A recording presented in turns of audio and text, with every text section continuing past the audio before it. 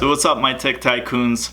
So today we're going to talk about the number one thing that you have to do. If there's nothing else that I can convince you of doing in order to be successful with your startup, here's the one thing. But before we jump into it, make sure to subscribe and give this video a thumbs up if you enjoyed it.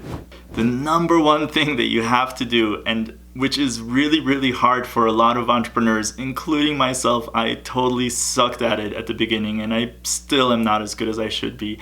But the number one thing that you have to do is talk to your customers.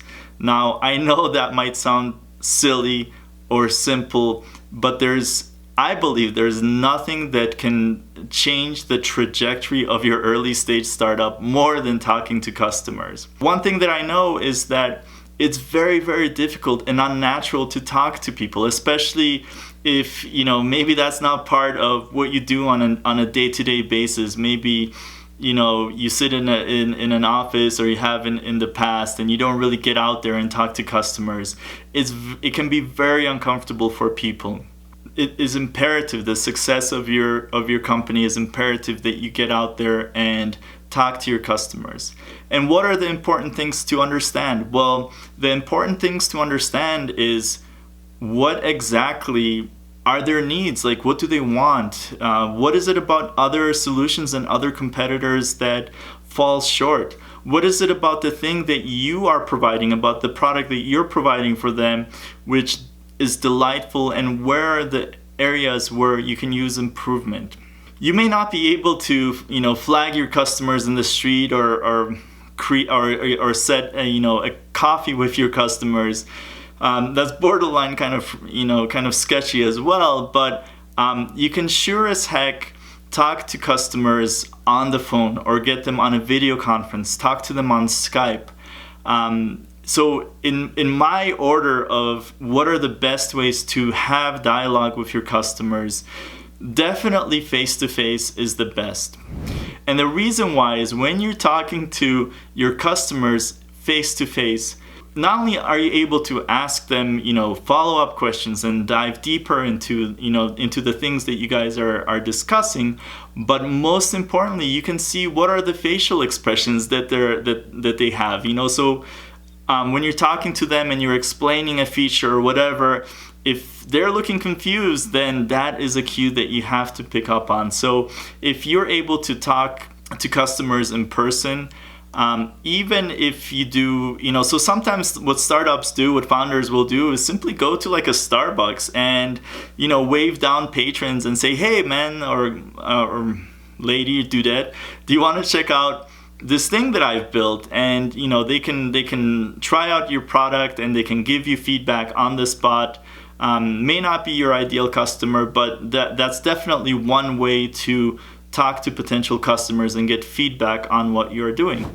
My second favorite way of getting customer feedback and engaging in that dialogue is to talk to your customers or potential customers via video conference or Skype or Google Hangouts, whatever method you choose, so long as you can see their face, they can see you. And once again, the reason why I love this method is because, well, first of all, it's not as, I think, intrusive as waving people down in a Starbucks, but seeing, the individual user, seeing their expression, seeing their emotions is super important in you understanding the full picture. On the other hand, them also seeing you and realizing that, look, there is another human being behind this that is really trying to build something meaningful and valuable and really awesome, is going to buy you a lot of goodwill from them, and they are much more likely to talk to you in the future. Now, if you can't do that, a phone call is perfectly fine as well.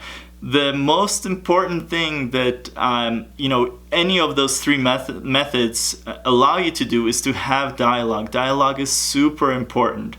So being able to ask them questions, ask follow-up questions, respond to their responses is something that is critical and is going to give you a lot more intuition about what it is that is super important to them. What is it that matters? What is it that is awesome about your product, and how can you improve it? Where do opportunities lie? Things like that are critical in making your startup successful. Beyond that, another method that allows you to have dialogue is simply chat. So you might put a chat on your website, or you might be able just to chat with them on Skype or other ways without getting on a video call, on a video conference. That's fine too. But once again, being able to engage in dialogue is great.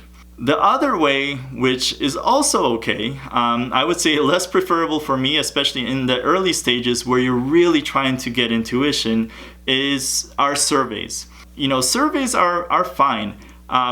As long as you're asking good questions, as long as you're asking both quantitative questions such as, how likely are you to recommend this to another customer, or yes or no questions, but also asking open-ended questions so you can really get intuition about why things work, why they don't work. So asking, users, hey, do you like do you like this product? Yes or no, is kind of pointless, because they might answer yes, they might answer no, but what is more important is why. What is it about this product that is awesome? What is it that sucks and needs to improve, and things like that. So once again, I'm definitely guilty of this, or I've been guilty of this in the past. A lot of founders that I have met, they kind of just hide behind analytics and data, and those things are great. Like, you should totally incorporate them. You should totally have metrics and North Star metrics, and you should be tracking your analytics and all of those things. But at the end of the day, not only do you need to know data, and which is going to tell you what could be an opportunity, what could be working or not, but you have to understand why. That is super, super important. And you can't do that without engaging in some kind of dialogue with your customers. The final thing that I want to say is, there are a lot of questions about what is the cadence of reaching out to your customers and talking to your customers. Should you do it once a quarter? Should you do it twice a year? How often should you do it? I would say as much as humanly possible without being completely sketchy. So even if you're able to, for example, you don't have to talk to the same person every single day, although I do know of founders that do that. And it's great because you can track kind of the progress of or the evolution of your product with a given customer. But more likely than not, I would say that you can talk to different users on a weekly basis, and particularly with the really early users, you want to establish a relationship so you can reach out to them and ask them, hey, how are things going? What do you think about this new feature? Things like that. So I would say at the very least on a weekly basis, preferably even more frequently.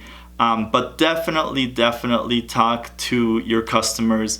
And even if you don't have customers, that's okay. Like, a lot of founders fall into this trap of, I only have 5 customers when I'm starting out. Like, I can't talk to them all the time.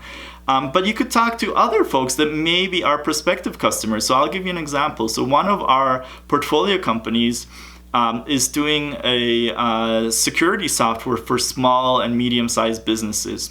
And they're just starting out, but there's nothing that prevents them from going to talk to people that are not their customers, but they could be their customers, and having them try their product out, getting feedback, really understanding what are their needs, what's their reality like, and that is going to greatly inform how you can evolve your product and your startup in the future.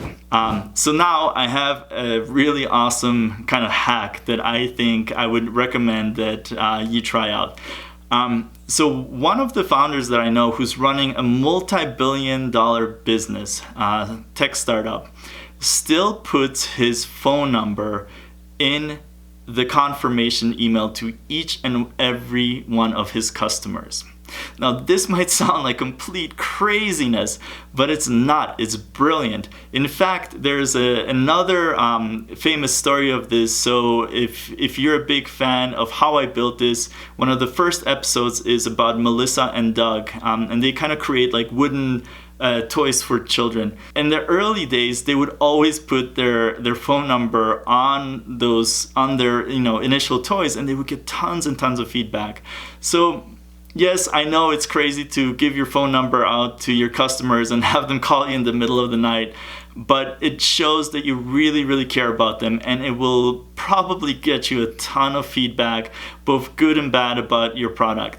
So hopefully you enjoyed this tip, and once again, get out there and really force yourself to talk to your customers as much as humanly possible, and I guarantee that it's going to change the trajectory of your startup business. And make sure to subscribe if you enjoyed this episode and want to get more episodes about how to grow your startup and be successful. Give it a thumbs up as well, and I'll see you next time on Startup Basics.